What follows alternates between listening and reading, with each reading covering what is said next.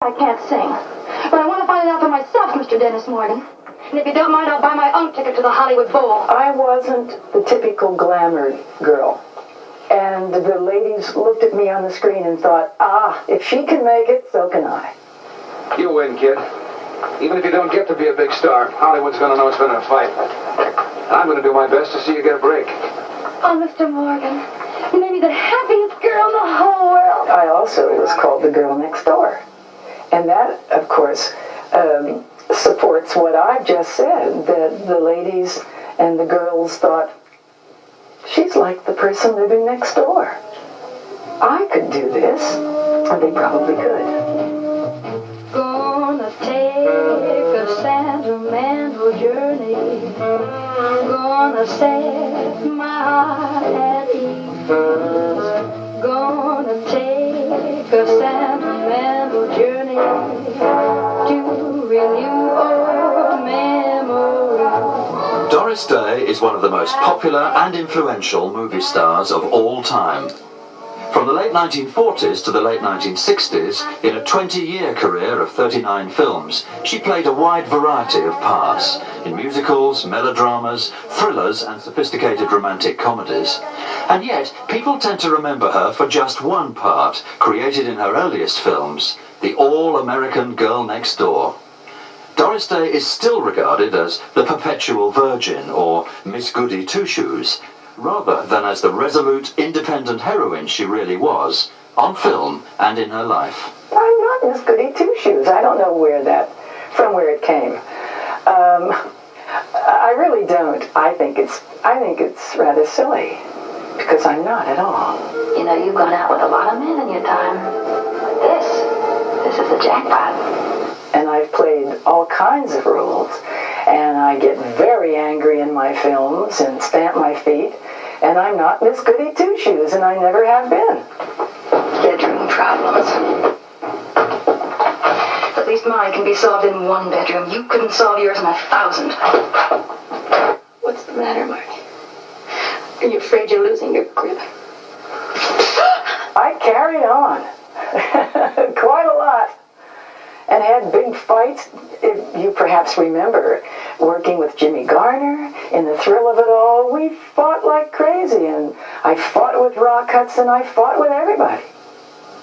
Although it's 21 years since she appeared in a film, whether fighting or not, Doris Day still has a huge and loyal following around the world, and particularly in Britain, as a singer, an actress, and a role model. She now lives in Carmel, California, where she's chosen to devote her life to animal welfare through the Doris Day Pet Foundation. She very rarely mixes with film people these days. I love many, many, many, many people, especially animal people. Yeah, we have lots of dogs and cats. You should see them all. There's something about the animals that I just can't do enough for them. And I will till the day I die. I will work for them to make things better. You were baptized Doris Kappelhoff. How did you turn into Doris Day? I was starting to sing, and I was doing a radio show in Cincinnati, not paid for it, and a song that I sang was Day After Day. And a band leader in Cincinnati, Barney Rapp, hired me on the strength of that song. And when he heard that my real name was Doris Kappelhoff, that shocked him a bit. He said, well, that takes up too much space on the marquee. Can't have Kappelhoff. And I said, well, I don't like it much. And it doesn't sound right. So he said, I like that song you sang yesterday. I really like that song, Day After Day. Doris Day. So how did you react to your new name? Oh, I hated it. I thought that it sounded really cheap. And I said, it sounds like I'm starring at the Gaiety Theater, which was a burlesque house in Cincinnati. A lot of people you've worked with have invented other names for you, as if they also had reservations about them. Yeah. The guys on the set used to call me Nora Neat, and Dorothy Detail, and Billy DeWolf named me Clara Bixby. My son called me Dodo, so many people call me Dodo. Many people call me Dee Dee. My brother called me Doke, D-O-K-E, not P-E. Your mother, Alma, had quite a hand, I think, in encouraging you to develop your talents, first of all as a dancer. You were obviously a born performer from the word go. Was she very keen to push you on and become a public performer? My mother was an adorable lady, and I think that she would have liked performing. I've always thought this, and I mentioned it to her. She said, "Oh, no. I didn't want you to do it for that reason." And I said, "I don't know about that. I think so." But anyway, she never admitted to that. I always felt that she was vicariously having this thrill through me. But I loved dancing. I adored it. And I went to the dancing school like 5 days a week. And that's what I thought I was going to be. I wanted to be a really fine ballet dancer. And then after the accident, of course, I started singing. How did that happen? Because something very dramatic happened in your teens, which meant you had to change direction completely. Well, I was in a train wreck. I was riding in a car with some friends, and the train hit us. So to be able to sit here and tell you that is a feat in itself, because not many people survive that. When your car is sitting on the tracks and the train comes along. But we all survived, and it stopped my dancing career, but started the singing, which I liked even better. But when you whispered that I was your one and only, that was a big fat lie. There was singing in the family. Her father was a choirmaster in Evanston, Cincinnati. But by 1940, aged 16, she'd left home to become a vocalist with the Barney Rap Band.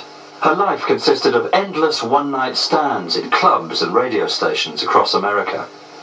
A year later, she married the trombone player Al Jordan, a violent, short-lived relationship which produced her only child, Terry, when she was 18. By the early 1940s, she'd become an established vocalist for Les Brown and his band. The bandleader took her under his wing and helped to shed her regional accent. Cincinnati is the southern tip of Ohio, just across the river from Kentucky. And Cincinnatians do have a southern accent. In fact, Les Brown used to say to me, "Dodo, instead of I want you to say I." And I said, "I'm saying ah?" And he said, "Yes." And he said, I said, "I don't even hear that." But then I'd listen to playbacks, you see, and I would hear it. So I worked on that. Someday I'll find my last horizon and you. Until that day of days, I'll be just like that ship on my horizon.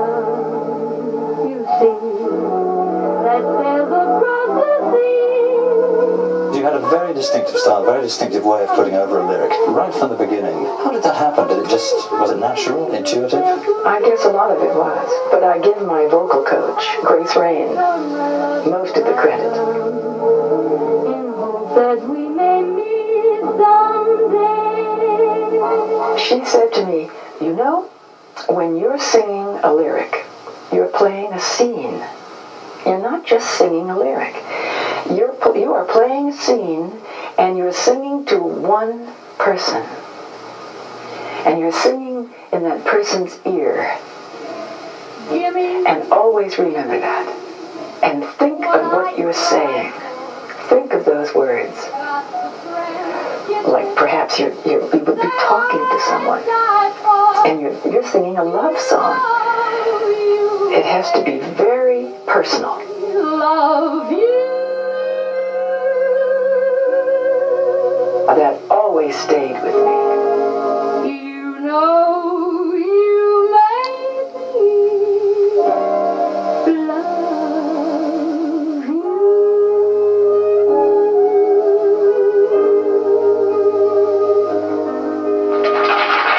Doris Day's singing and recording career settled into its greatest hits phase with songs like Sentimental Journey in 1944. But her private life was less settled. A second marriage in 1946, this time to the saxophone player in the band, lasted a mere 8 months and left her stranded in Los Angeles.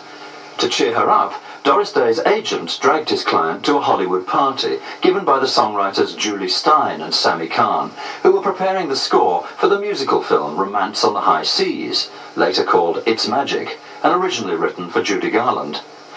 After persuading the 23-year-old Doris to sing at the party, they arranged an audition at Warner Brothers with director Michael Curtiz.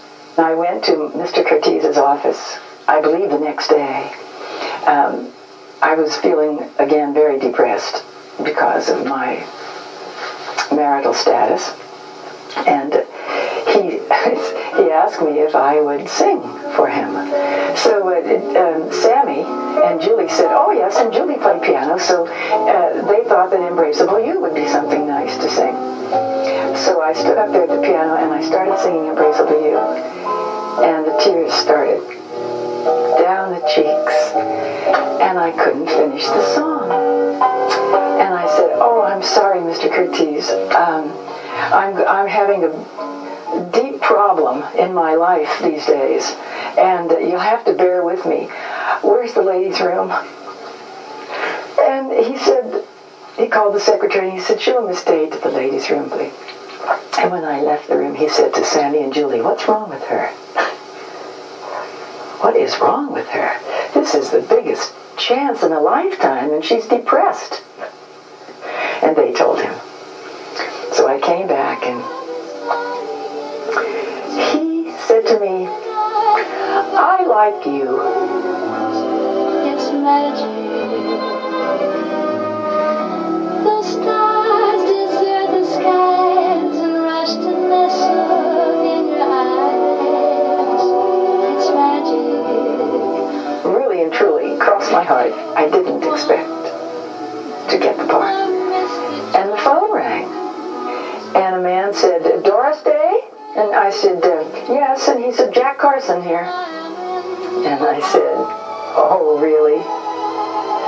Now, I knew Jack Carson's work, and I knew that he was going to be in the picture. He was starring in that film, Romance in the High Seas. It's magic. It's magic. I thought somebody was putting me on, you know. And he said, no, it really is. This is Jack. And I said, oh. And he said, I'm just calling to tell you that I saw your test. And when I think about it, it's kind of emotional for me. And he said, I just saw your test and you've got it. You've got the part. And I said, you're crazy. I can't possibly have it. And he said, you've got it. I know you've got it. And he said, you'll be hearing from everybody. And he said, we'll have a great time. We'll have a great time on the movie. Congratulations. And he hung up. And I couldn't believe it. And of course, it was about a half hour later when my agent called and said, you got it. Fantastic. I called my mother and I said, I got it. And then she called her friends and said, she got it. My dear man, I've been on more world cruises than you could shake a stick at. It's just that compared to my other gowns, I don't consider this very formal. That's what. Is that so? Well, if you don't consider that formal, I'd like to see the rest of your wardrobe. I'll never forget Jack Carson. He was marvelous. Did you learn a lot from him? Yes, I did. He helped me so much. Toujours. Mrs. Elvira Kent? Oh my goodness, Mrs. Elvira Kent, that's me. What a great actor. And not many people knew this acting ability because he was a big buffoon all the time and playing comedy. Nobody knows how difficult comedy is. It's much more difficult than drama because it's unreal.